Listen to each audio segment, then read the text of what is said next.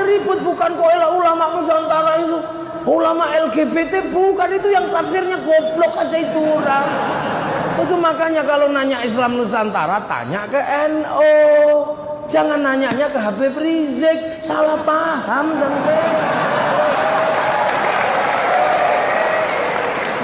Nanya Islam Nusantara sama ulama Wahabi.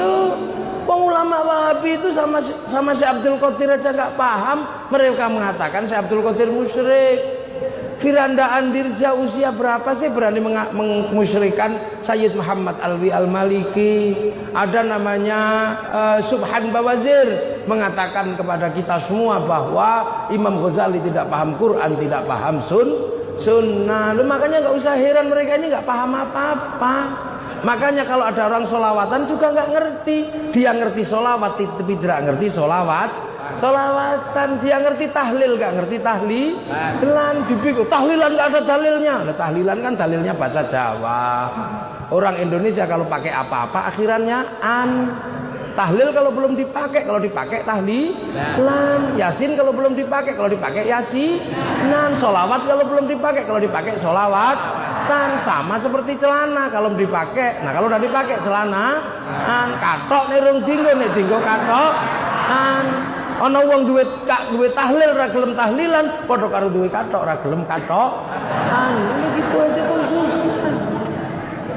Nah mereka ini tahu solawat tapi gak ngerti solawatan, bahwa kita ini menghantarkan mahabbah dengan solawatan. Makanya sampai ada ya hanana, ya hanana, ya hanana, ya hanana, ya hanana Nabi Muhammad zalikal fadlu minallah. Ya hanana. Orang rokok jampi nggak ngerti artinya, akhirnya gue gendero. Ya hanana. Ini khas Islam di Indonesia, nggak usah protes gayamu begitu. Makanya orang-orang sini mampu menghantarkan mahabbah kepada Rasulullah. Hasilnya apa? Orang-orang yang penuh cinta pada Rasulullah. Makanya sholawatan ada yang joget-joget, ada yang anta syamsun, anta badrun. Ini tanda cinta. Cinta itu pasti melahirkan gerakan yang indah. Lihat pacar dari jauh, yes. Cinta Rasul ya nana. Menghasilkan pujian-pujian, anta syamsun, anta badrun, dek, wajahmu seperti purnama. Sampean protes dengan kalimat cinta dengan bahasa fikih, sampean yang konslet. Hulu itu berlebihan. Masa cinta kok anta syamsun, anta badrun? Kamu tidak mengenal cinta. Kalau bahasa cinta dilihat dari fikih, rusak semua. Dek, sehari aku tidak bertemu denganmu, mati aku. Nah itu kalau dilihat dari ilmu fikih, ya musyrik. Makanya hati-hati sembian.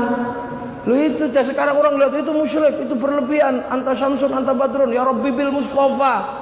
Lu kalau orang cinta itu, dek, aku ingin sehidup semati bersamamu. Matiku karena matimu, hidupku karena hidupmu. Ayo musyrik tok nih kalimat.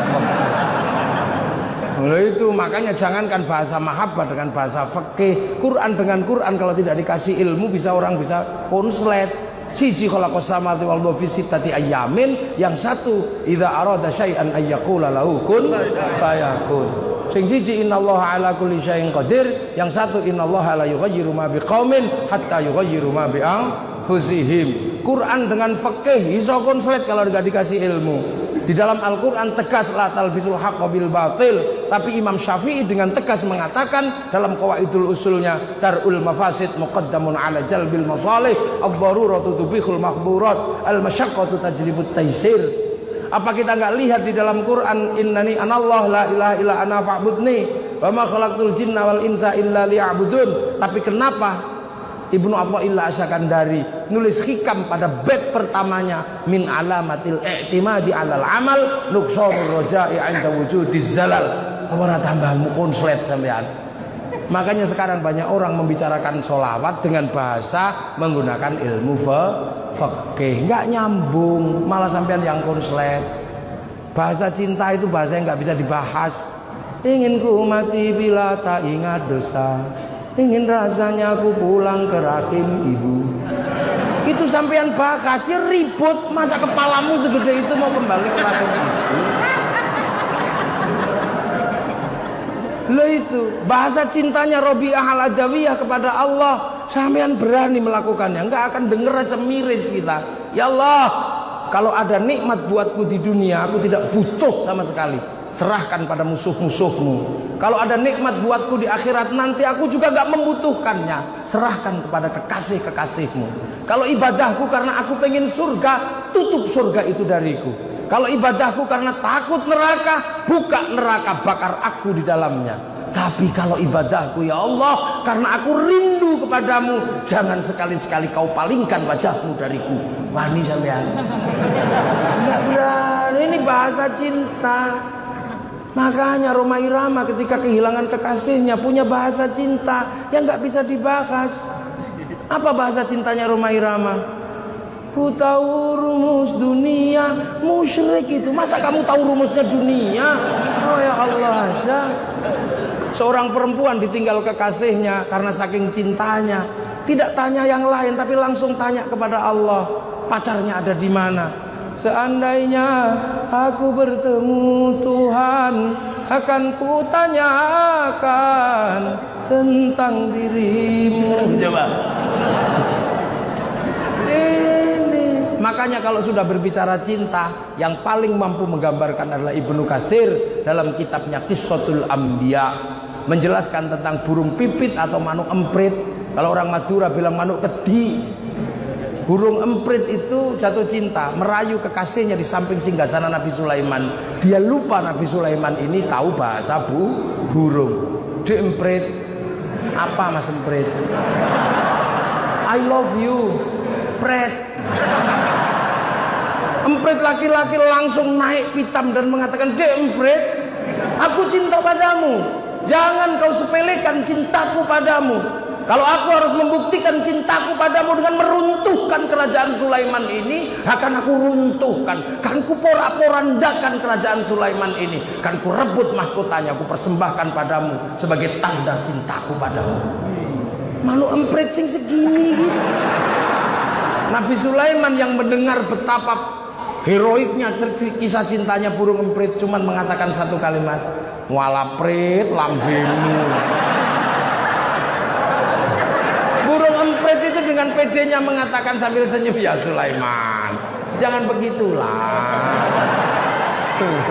Mengertilah, inilah kalimat emprit kalau lagi jatuh cinta." Nah ini kita memiliki mahabbah pada Rasulullah seperti ini. Maka Habib Ali Al-Jufri di Makkah sana menyatakan, saya belum pernah ketemu orang-orang yang begitu cintanya pada Rasulullah seperti cintanya orang Indonesia. Artinya apa? Masa depan Islam di dunia nanti akan ada dari Indonesia. Lah itu terjadi karena sholawatan, karena maulid, karena khol. Akhirnya kita ngerti, oh asal usulnya sini. Oh dulu para wali makamnya di sana, khol di sana. Kita ke sana. Akhirnya orang Banyuwangi bisa cinta sama Gresik karena di Gresik ada makamnya Sunan Giri.